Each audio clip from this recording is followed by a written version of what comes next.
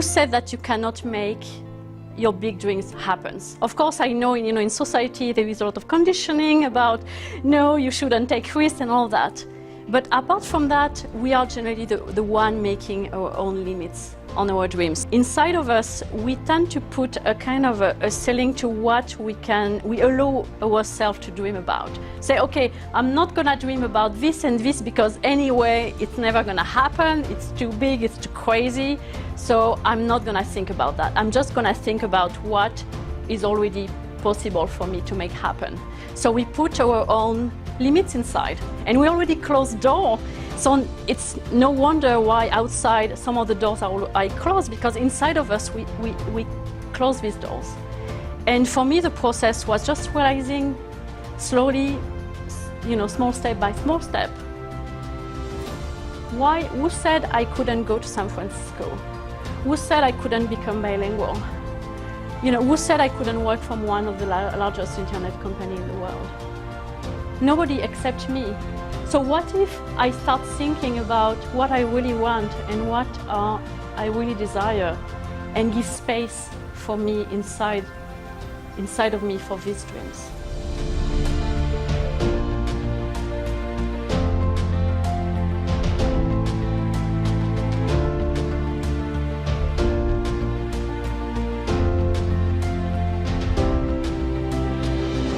We are not actually all over the place. We have a thread that ties everything together in us.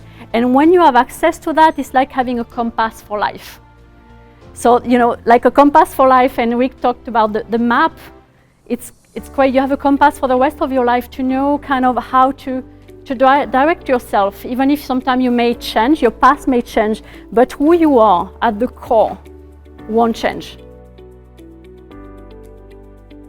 Finding your seeds. My company is called Brilliant Seeds for that reason. To find what are your brilliant seeds, and to move away from your conditioned, what I call a conditioned overprint, to go to your blueprint. I find that the Myers-Briggs and the other type of model that I use, and I'm going to explain to you how I use them, tend to be more powerful in my experience. Not that the Enneagram cannot do that, it also can, but I tend to like using that first, and I'll explain in details why. And then I tend to use the Enneagram more for once people have discovered, the type of tree they are. Okay, I'm a pine tree. And they want to fully, and they have clarified, okay, this is what I want to do and things, and they are in the process of doing it. Then there is roadblocks that come along, especially internal roadblocks. For example, keep repeating the same pattern over and over, and self-defeating behaviors and patterns that get me stuck and prevent me to going to the next level. For example, a client type 2, with a senior director for LinkedIn and having a team, and at some point coming to me because she said, I'm receiving this feedback.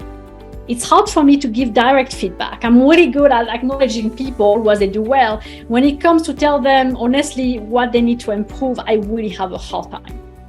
And, because of some of the things of being a type 2, that's preventing her from being the amazing leader she can be. So it's where I find that the Enneagram is such a useful tool to free yourself from this self-limiting pattern.